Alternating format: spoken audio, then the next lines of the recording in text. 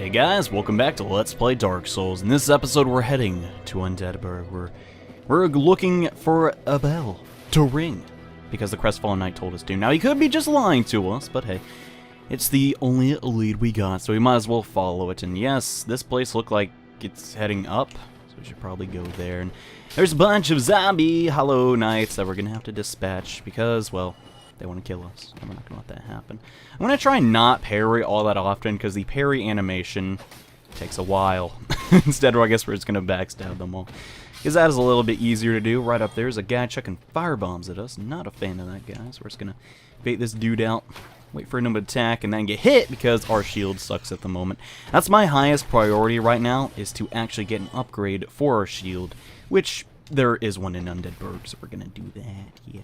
Jump over here, though, by holding down the sprint button and, like, double-tapping it, sort of, again, to get a Ring of Sacrifice. What does this ring do? Well, you can equip it, and if you die, you don't lose your souls, but the ring will break permanently. Which, well, I don't really have that many souls right now, so wearing it would be almost pointless. Let's destroy that guy with our real fire attacks, not these cheap firebomb things. And the bird over there is going to clip in.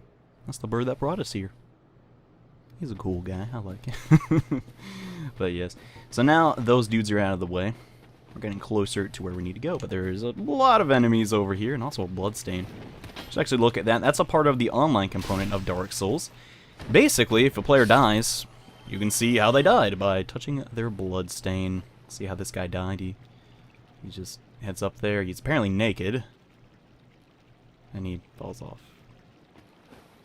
So maybe not a Dark Souls expert that guy was, but hey, that's fun, and I messed up my riposte. Man, I'm good at the game. Oh man. This area isn't too difficult, so I'll apologize if I try and do some style points and look a little bit silly. Now, something really quickly. I want to show off the heavy attack of my weapon.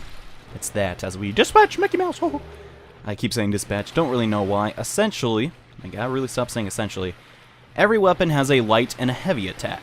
The heavy attack does a little bit more damage, but at the risk, actually no, at the cost of more stamina, which in some cases is not the best thing in the world. And here we are in Undeadburg, and we're immediately jumped by two more warriors. Kind of annoying. Let's just get him out of the way. As far as raw DPS goes, basically spamming R1, pretty much the way to go if you're really just trying to beat bosses really quickly. But the properties of a heavy attack are primarily why I use it, and that is not the attack I wanted to do, because we're going to get jumped by this guy too. But yeah, these guys really aren't that hard. I battled them so many times, because pretty much you have to come through this place every time. Now, I'm not going to be showing off every single item in this area. I apologize if you are looking for something and you can't seem to find it in my Let's Play. I'm going to go over what are pretty much the most important things, because to be honest with you, there are so many items in this game, it is hard to find them all. Giant dragon, by the way. Hopefully we won't run into him again, because he's a little bit on the rude side. Yeah, a lot of rude people in this game. There's a crossbow dude up there, and also a lot of more infantry, and so far we haven't had to use an Estus. It's actually... Ooh, that guy was flying all over the place. Let's use more of our fireballs real quick. Take care of this guy with 3. Oh, we actually didn't finish him off. He has a slither of health left. Right there, I actually changed my selection, like, mid-attack. That'll usually curve your attack like a different, you know, angle. And you can usually get more people with it. That's called unlocking. Well, that wasn't probably the best example of unlocking, but with really big, ultra-great swords, that's a common strategy. And there is a wooden shield, which technically is a little bit better. Oh, God, he really get me. Goodness. Which is better, technically, than our shield we have right now, but we're about to go buy a new one. A bonfire is right in there, but we don't want to light that yet and sit down at it, because there is still more to do in Undeadburg. I'm going to pop Estus right here, just in case. Not missing too much HP, but hey, we got a lot of Estus right here. Are a couple of shield guys! Whoa. Simply parry them, and you'll be good to go. I'm saying parry a lot. Makes me think of the platypus, but I know that's a very random reference. These shield enemies, all you gotta do is be really patient and time your parry, like that, to get the riposte and defeat them very quickly. And if that's too hard for you, fireballs and firebombs work pretty well. And here is an axe guy who wants to take me down, but he's not going to get the chance because I'm going to backdash a little bit and, yeah, just knock him out. Over here, though, is someone extremely important, as I think I'm going to pop, well, we don't really need these cracked red eye orbs or fire bombs right here. Let's get a large soul of undead and actually pop that. These white souls, you do not lose them when you die. That's why they're extremely useful. And we're going to need about 16... Yeah, that should be enough souls for what I need. This very kind gentleman will sell you some nice goods, as he's apparently petting something that isn't there. Well now, you seem to have your wits about you, hmm? Then you are a welcome customer. I trade for souls. Everything's for sale. This guy actually sells some very helpful items: repair powders, throwing knives, firebombs, Lloyd talismans, and even an orange guidance soapstone, where you can write messages, and people also playing the game can rate them and, you know, see them. It's kind of cool. He also sells the residence key, which we don't really need right now, but we will be coming back to get that. Primarily, what I want from him is the scimitar, which is my favorite weapon in the game, and a better shield. We're going with the heater shield, just because it's pretty good. He also sells some arrows and some kind of not so great armor. Thank you kindly. Now, if you basically bought everything that you want from this guy, you can kill him. He will attack back, of course, and you'll get the residence key for free, 1 humanity, and I'll drop his katana, which I'm not going to show off because I like to keep the NPCs around. He's a pretty nice guy. I mean, he's just minding his own business. He's not killing anybody yet, so might as well leave him be. It's pretty close to hollowing, though, from the looks of it, which is kind of scary. But aside from that, that is what we needed. But here's the downside, guys. This weapon, actually, I'm going to show it off real quick. How do I get there? There we go. It is technically better than our S-Stock, but it has more dexterity requirements. Needs 13 dex and 7 strength. We currently only have 12. But if you look to the left of the required parameters, you'll see parameter bonus. It has a B in dexterity, while our S-Stock only has a C, which isn't good. But, well, technically the S-Stock had better D-scaling. But aside from that, that means the scimitar is better, but we can't use it yet, because we need to level up our dexterity 1 more point. And where on earth is the scimitar? I'm going to equip it right now, just to prove a point. And our heater shield. But heater shield doesn't have a requirement. Just basically block as long as you can hold it up. Actually, it does have a requirement, but it's you'll most likely be able to hold it up. So, let's get into our shield, actually. So the reason this cracked round shield is bad is because if you look above the required parameters, it says damage reduction percentage. It has 65% damage reduction for physical attacks and magic, fire, lightning, and stability, or all other stats. The reason this heater shield is so much better is because it blocks physical attacks 100%. Highly recommend you get a shield that does that, because you're going to run into a lot of physical attacks in this game. A lot, actually, so you kind of want a 100% block shield, unless you're a mage or something. So now that's been taken care of, we're actually going to pop some of these souls, and this is someone else playing the game online. I decided to play online mode just so you could see some of the spirits and all the signs and stuff, you know. I thought that'd be kind of cool. We may get invaded, which sucks, because we're basically going to get owned, because we're not very strong at the moment, but we'll be fine, we'll be fine. We're going to use a lot of our souls of lost undead here to get some souls to level up. And we're also going to pop 2 humanity. Now is the best time to discuss humanity because it's relevant. In Firelink Shrine, there was a bonfire. It was already lit, and this guy apparently wants to keep showing up. But this one is not lit, so we'll light it. Whoa, the bonfire's now been lit. So now we're going to rest at it, and we're not going to get our Estus flasks back. Why is that? Because this has not yet been kindled. How do we kindle it? Well, first you got to reverse your hollowing, which will technically make you go in online mode, so now we can get invaded.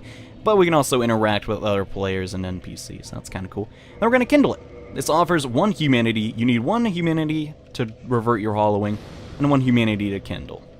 So you kind of need 2 humanity if you're dead.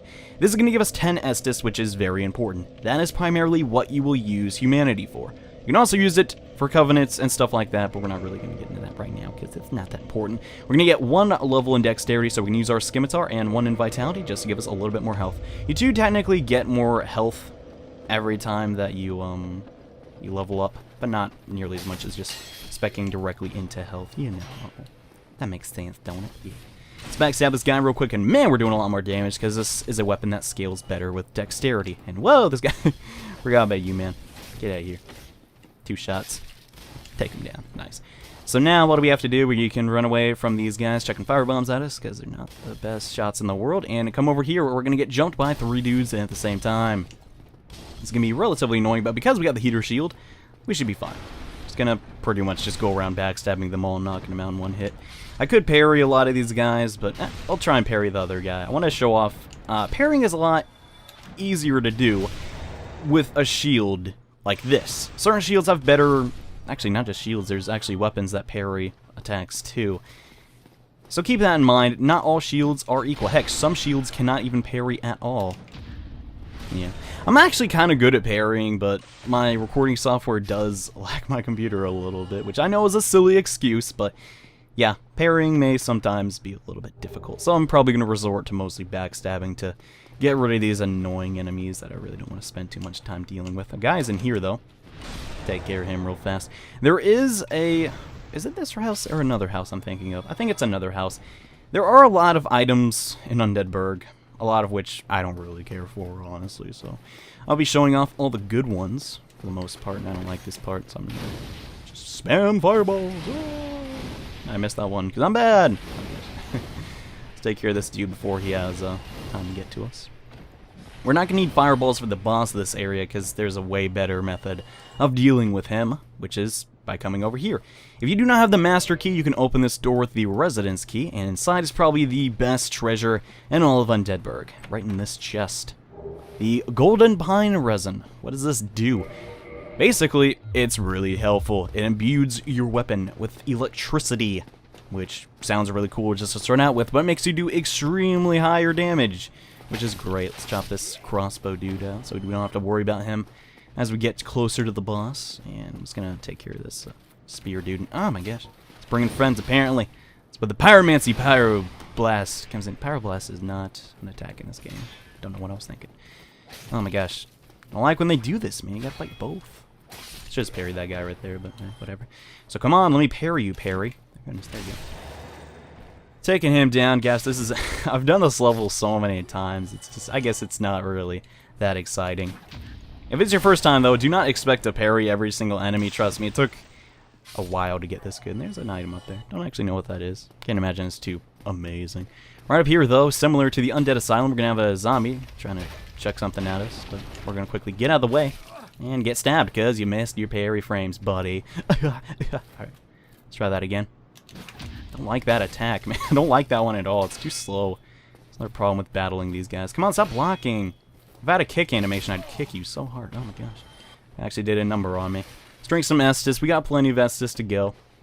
Right through there. If you have the master key, do not open that door yet, because you'll be in for a surprise. That's pretty much all I'm going to say about that. We're getting pretty close to the boss, though. But before we go to the boss, make sure to roll into these barrels. Why? Because it's really stinking hot. No, I'm just joking. These aren't the barrels that you're supposed to run into. Up here, we're going to have a little bit of secret and also a fog gate that I do not recommend you go into yet. Roll into this one, and what the heck is this thing? Ah! Chase after it, chase after it, chase after it. Where'd it go? Crud. Where is it? There he is.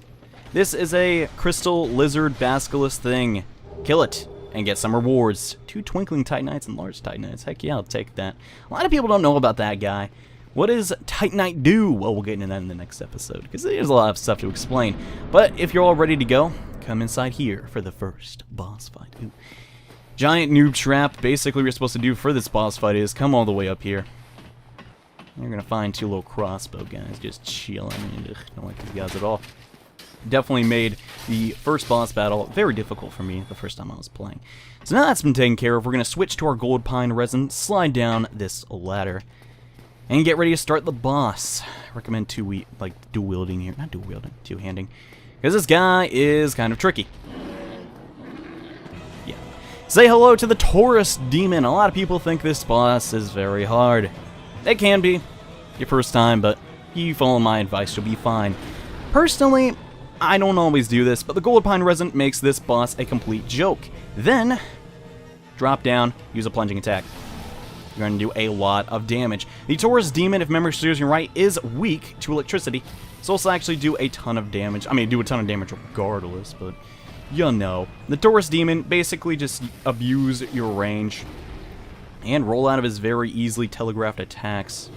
That's really all you gotta do. He can knock you off the stage, which It's kind of scary, but you can, like, you can even, like, guard break him. So I don't know why people have such a hard time on that. I guess they just don't know about the pine resin or how to get a better weapon. Oh yeah, that's the first boss of the game down. I kind of used, I guess, the optimal way of taking him down very quickly, but yeah. Do what I did, and you'll have a pretty easy time with him. Hey, we got 3,000 souls. Not the most amount of souls, but it's pretty good nevertheless. Rolling here to get a large soul of great undead. That's pretty much it, but we're not out of the clear yet, boys. Still gotta get to the bell. But before we do that, we're gonna meet probably my favorite NPC in the entire series. Ah, hello. You don't look hollow, far from it. I am Solaire of Astora, an adherent of the Lord of Sunlight. Now that I am undead, I have come to this great land, the birthplace of Lord Gwyn, to seek my very own son. You find that strange? Well, you should. No need to hide your reaction. I get that look all the time.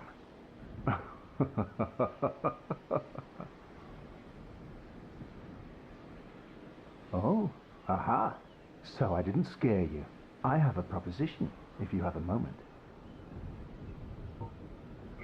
The way I see it, our fates appear to be intertwined.